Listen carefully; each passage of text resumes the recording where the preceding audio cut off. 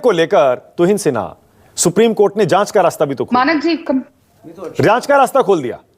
नमस्ते मानक जी, तो क्या कहते हैं इस पर आप? ये तो बहुत अच्छी बात है। सबसे पहले सुप्रीम कोर्ट ने पूरी तरह से जो इनकी मांग थी कि सारे जो सारे बूथ पर सारे पोलिंग सेंटर या सारी कॉन्स्टिट्यूंसी में वीवीपैट के जरिए जो है वेरीफाई किया जाए, उसको खारिज कर दिया, क्योंकि ये तरह से ये अड़चने अटकलें लगा रहे थे ताकि ये बाद में जो है ईवीएम को ब्लेम कर सके। तो वो बात तो पूरी तरह से खारिज कर दी।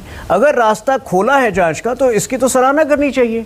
ये दिखाता है कि कितना इम्पार्शियल हमेशा से सुप्रीम कोर्ट रहा है। और आज कांग्रेस को आपके शो पर कमिटमेंट देनी चाहिए कि आइंदा जो है कभी ईवीएम को बदनाम करने की कोशिश नहीं करेंगे, कभी भारत की जो चुनावी व्यवस्था है और इलेक्शन कमीशन को बदनाम करने की ये लोग कोशिश नहीं करेंगे। मेरे ख्याल से आज इनको आपके शो पर ये, लेकिन सुप्रीम कोर्ट ने ये तो कह दिया ना कि कम से कम ये पेपर स्लिप्स की सारी गिनती हाथ से नहीं हो सकती, मशीनों से कराने पर विचार करना चाहिए।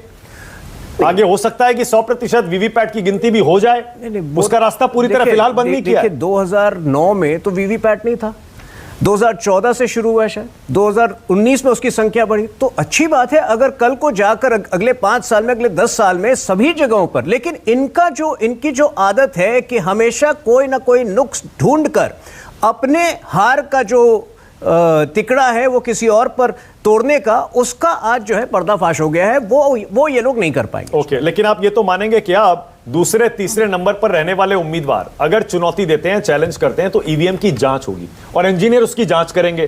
क्या आपको लगता है कि अब जो थोड़ा बहुत शक भी रहेगा वो भी खत्म हो जाना चाहिए? जांच करके क्या मिलेगा? आज तक कितने सारे केसेस हुए हैं और अब तो कोर्ट जो है फाइन लगा रहे हैं ऐसे केसेस करने वालों पर। तो मेरे ख्याल से ये जो कोई संदेह की अब कोई गुंजाइश रही नहीं।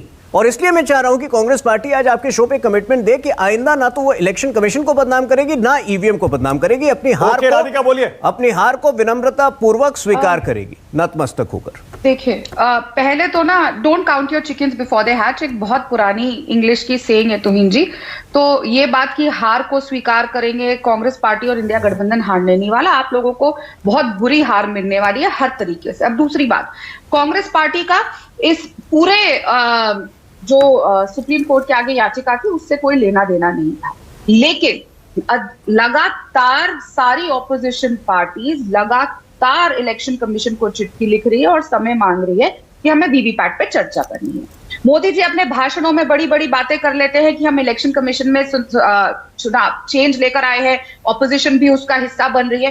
तो ऐसा क्या है कि इलेक्शन कमीशन के पास शायरी लिखने का समय है, अपनी प्रेस कॉन्फ्रेंस में वो शायरी पढ़ने का समय है, लेकिन ऑपोजिशन जो एक बहम मुद्दा उठा रही है उसके ऊपर चर्चा करने का समय मुद्दों पर फैसला आ गया, तो कोई नहीं हो तो सुप्रीम कोर्ट का फैसला आ गया। इसका मतलब ये नहीं है कि हम इस बात के ऊपर अपने जो हम उठा के चल रहे हैं ये बात, और जो हम बार बार लोगों के सामने ला रहे हैं, इसको नहीं उठाएंगे। और जैसा मैंने कहा, कांग्रेस पार्टी ने तो वो याचिका डाली नहीं थी। जिसने वो डाली उसने क्या सबूत दिए, क्या नहीं दिए। मांग आपकी भी वही थी, नॉट सपोर्टेड बाय अस, और आपकी मांग भी वही थी। बिल्कुल बैलेट पेपर से कराइए, ईवीएम में छेड़छाड़ होती है, 100% वीवीपैट की गिनती होनी चाहिए, सारी मांगे वही थी जो इन याचिकाओं में थी। जी देखिए मानक जी, क्या होता है ना, ये डिपेंड करता है कि सामने कौन केस किया है, उसने क्या सबूत दिए हैं, क्योंकि जो कोर्ट होता है वो सबूत पे चलता है। हमें नहीं पता, क्या पता किस तरीके से क्या हुआ,